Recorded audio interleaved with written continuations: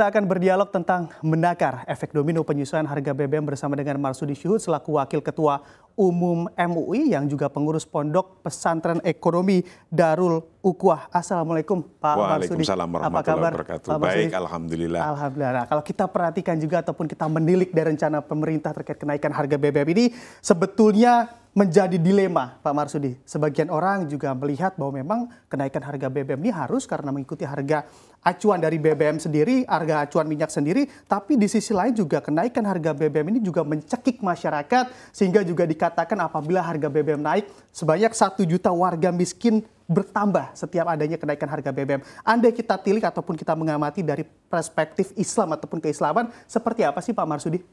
Bahwa sesungguhnya membangun sebuah negara itu adalah suatu keharusan, suatu kewajiban.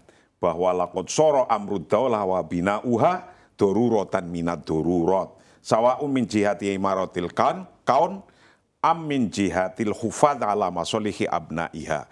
Membangun bangsa, membangun negara itu keharusan. Baik itu adalah membangun infrastruktur alam di Indonesia ini, atau juga membangun kemaslahatan bangsanya. Nah, ketika membangun untuk kemaslahatan bangsanya, ini adalah pilihan-pilihan.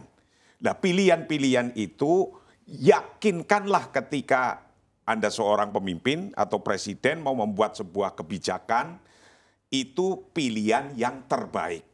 Kenapa kalau itu adalah pilihan-pilihan dan harus mengambil dari pilihan yang banyak itu adalah pilihan yang terbaik? Karena sesungguhnya ar-raghabat wal hajat ghairu mahdudah. Ghairu mahdudah.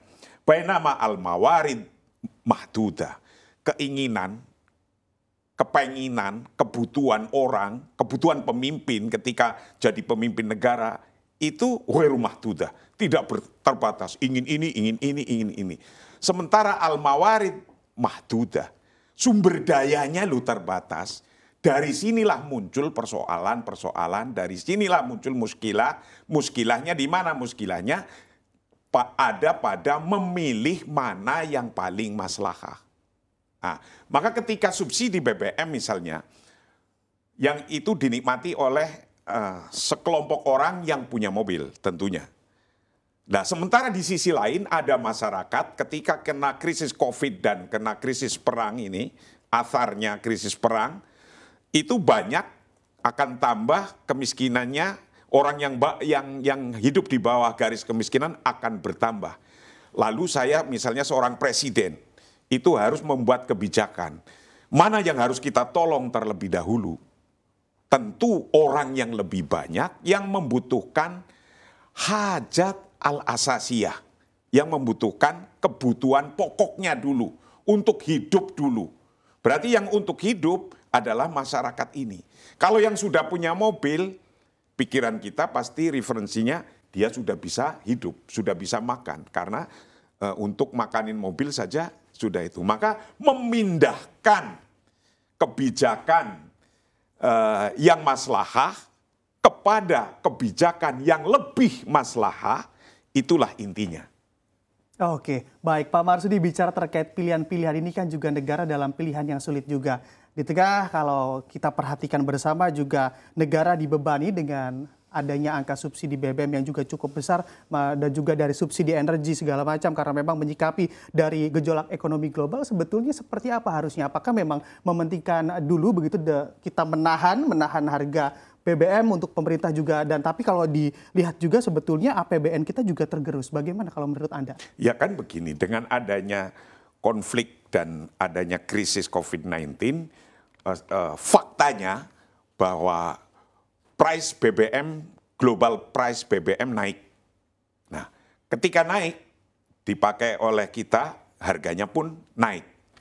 Nah, sekarang subsidi itu pantasnya di mana? Untuk yang ini atau ini. Nah, ketika kita sudah memilih mana yang lebih aslah, yang lebih maslahah, yang lebih baik untuk orang banyak, kemudian ini dipotong subsidinya BBM, nah itulah pilihan kebijakan. Karena pada intinya manatul iktisad al-islami huwal maslahah.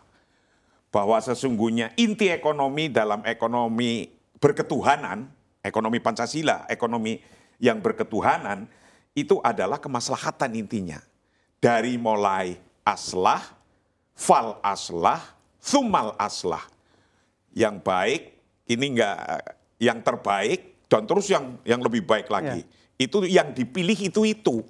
Lah pertanyaan kalau mau sampai nanya saya, berapa persen sih sesungguhnya untuk subsidi BBM-nya dan berapa persen sih sesungguhnya untuk subsidi kepada masyarakat yang kena imbas krisis ini?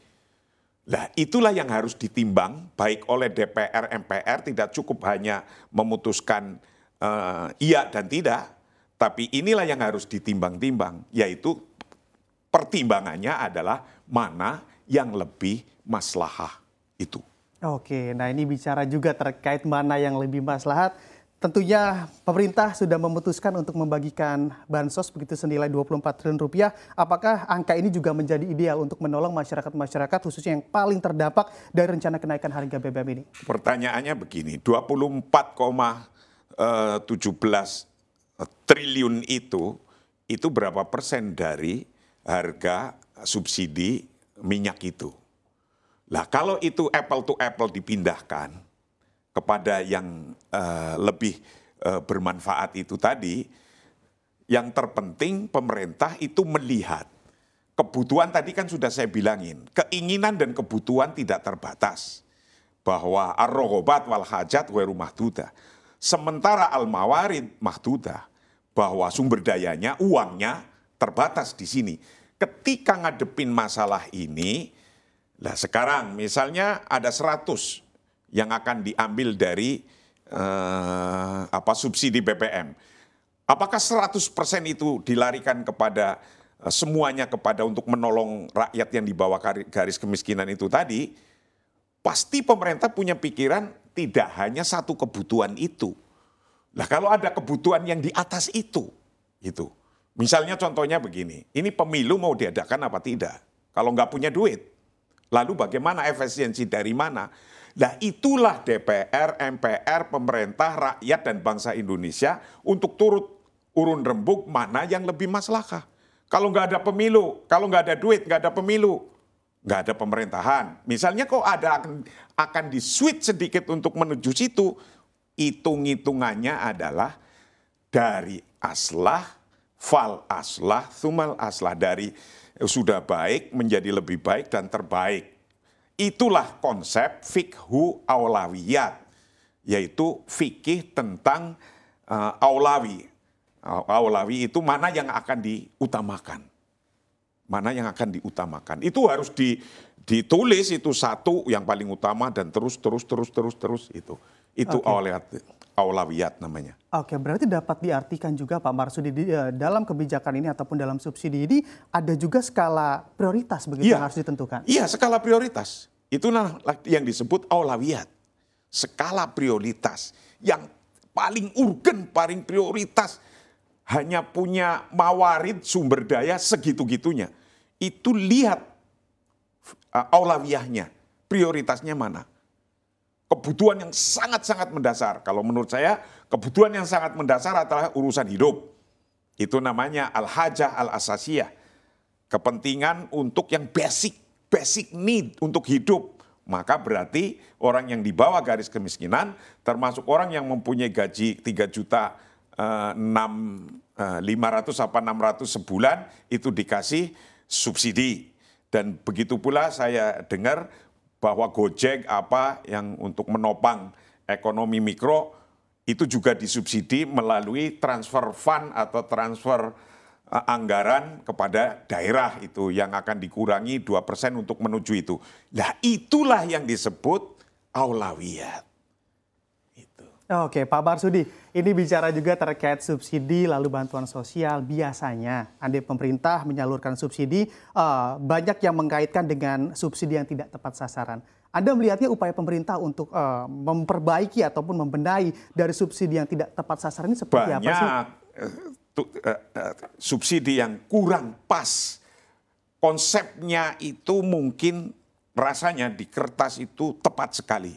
Tapi ketika dijalankan, kok tidak nyampe. Itu yang disebut mungkin maksudnya kurang tepat sasaran. Nah sekarang misalnya, 24 triliun sekian. untuk orang yang di bawah garis kemiskinan. Nah, itu untuk mencapai berapa juta? 20 juta sekian orang. Oke, bagaimana cara mengasihkannya? Dikorupsi apa tidak? Dikumpulin dulu apa enggak oleh salah satu kelompok? Oleh lurahnya misalnya, nanti dikasihkan berapa? Nah, itu yang harus dipelototi dan harus dilihat, jangan sampai ini kena koruptor-koruptor atau korupsi-korupsi. Nah, ini penting ini. Jadi misalnya di desa ini ada 100 orang, dikumpulin, dicairkan, terus kemudian diambil oleh yang lain, itu tidak tepat sasaran karena nggak nyampe. Ya. Nah, tidak tepat sasaran lainnya misalnya